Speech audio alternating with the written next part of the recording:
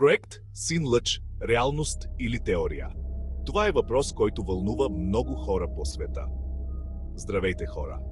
Днес ще си говорим за нещо зловещо – проект Син Лъч. Това е нещо, за което всеки трябва да знае. Някой се опитва да ни контролира с холограми. Представете си свят, в който всичко, което виждате, може да бъде просто специална прожекция в небето. Технологията напредва с бързи темпове и вече не е толкова трудно да си представим, че холограмите могат да бъдат използвани за манипулация. Някои хора си мислят, че това са глупости. Помислете пак. Стават много странни неща по света. Не можем да си затваряме очите. Виждаме новини за необясними явления, които ни карат да се замислим. В това видео ще видим някои от най-известните сценарии за проект Син Лъч. Ще разгледаме различни теории и ще се опитаме да разберем какво стои зад тях. Ще се опитаме да разберем дали е истинска опасност или просто някой си е фантазирал. Ще разгледаме доказателства, ще чуем мнения на експерти и ще се опитаме да стигнем до истината. Някои експерти твърдят, че технологията за холограми е толкова напреднала, че може да бъде използвана за масова манипулация. Те предупреждават, че трябва да бъдем внимателни и да не се поддаваме на всичко, което виждаме. Дискусиите по темата са ожесточени и мненията са разделени.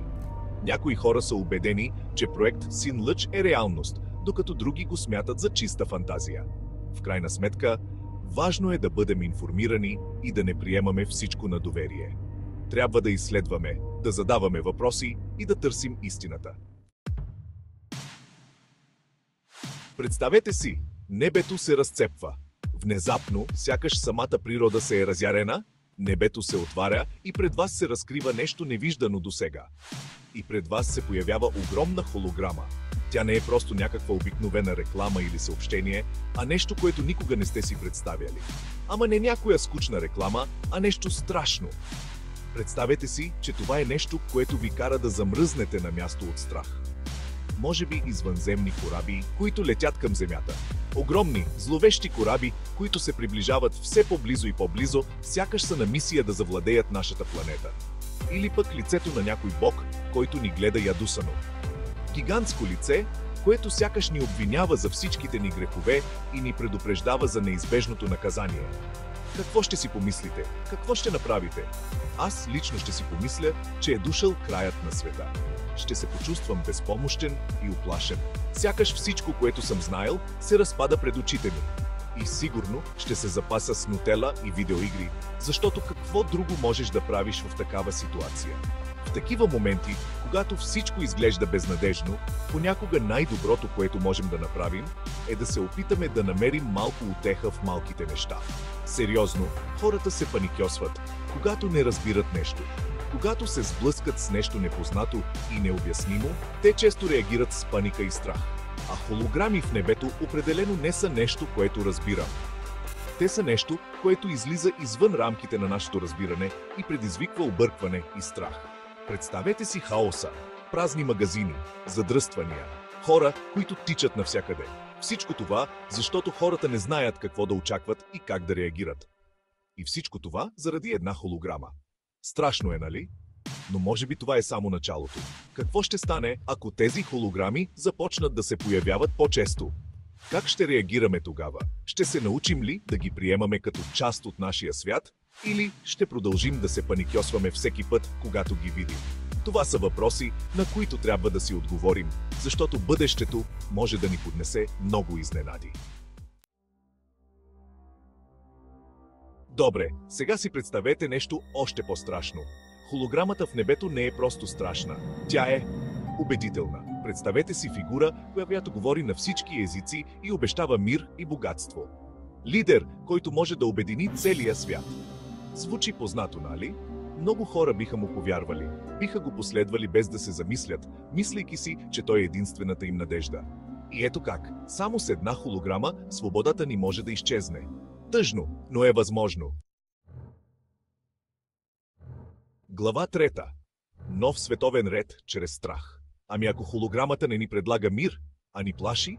Представете си фалшиво нападение от извънземни ядрени експлозии и природни бедствия. Всичко, което може да ни ужаси. Тогава хората ще се обърнат към властите за помощ, ще молят за защита. И властите, разбира се, ще се възползват. Нови закони, които ограничават свободата ни. Постоянен контрол. Всичко за наша безопасност. Звучи ли ви познато? Защото на мен ми звучи като рецепта за диктатура. Глава 4. Технологичен контрол. Сега нека се потопим още по-дълбоко в заешката дупка. Представете си, че холограмите са само началото. Какво ще кажете за микрочипове, имплантирани в телата ни? Или за специални документи, без които не можем да живеем нормално? Технологията е толкова напреднала, че това е напълно възможно. И ако проект Син-Лъч е реален, това може да е следващата стъпка. Представете си свят, в който всяка ваша стъпка е следена. Свят, в който нямате никаква свобода. Страшно, нали? Глава 5. Събуждане на съзнанието. Но хей, нека не се отчайваме. Все още има надежда. Какво ще стане, ако хората осъзнаят, че са манипулирани? Какво ще стане, ако се обединят срещу този, който стои зад проект Син-Лъч? В крайна сметка, ние сме много повече от тях. И ако се борим за свободата си, можем да победим. Технологията може да бъде опасна, но може да бъде и полезна. Всичко зависи от това как я използваме.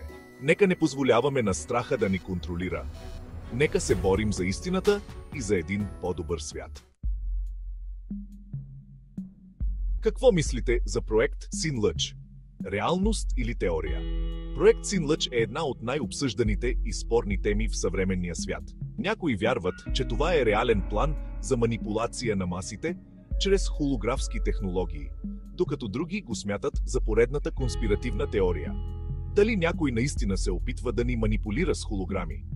Представете си свят, в който всичко, което виждате, може да бъде фалшифицирано. Холограмите могат да създадат илюзията за събития, които никога не са се случили, и да ни накарат да вярваме в неща, които не са реални. Аз лично не знам отговора.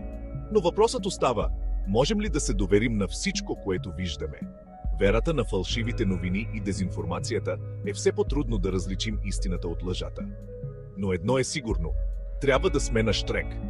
Важно е да бъдем критични и да не приемаме всичко на доверие. Технологиите се развиват с бързи темпове и с тях идват нови предизвикателства и рискове. Трябва да се информираме и да мислим критично. Само така можем да се предпазим от манипулации и да вземаме информирани решения. Четете различни източници, сравнявайте информацията и не се страхувайте да задавате въпроси. Светът се променя всеки ден и ние трябва да сме готови за всичко. Какво мислите вие? Какви са вашите мисли и чувства по този въпрос? Вярвате ли, че проект Син-Лъч е реална заплаха или просто поредната конспиративна теория? Кой от тези сценарии ви се струва най-вероятен? Може ли наистина да се използва холографска технология за манипулация на масите?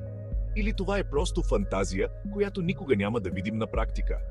Дали наистина някой ще използва проект Син-Лъч, за да манипулира света? И ако да, какви биха били последствията?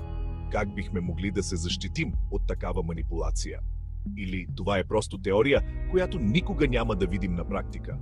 Може би всичко това е просто плод на въображението на някои хора, които търсят сензации и конспирации навсякъде. Споделете мнението си в коментарите и не забравяйте да се абонирате за още интересни теми. Вашето мнение е важно за нас и искаме да чуем какво мислите. Дали вярвате в проект Син-Лъч или не, вашите коментари могат да помогнат за по-добро разбиране на тази сложна тема. Светът се променя, а ние трябва да бъдем готови за всичко. Независимо дали вярвате в конспиративни теории или не, важно е да бъдем информирани и подготвени за бъдещето. Нека заедно разберем истината и се подготвим за предизвикателствата, които ни очакват.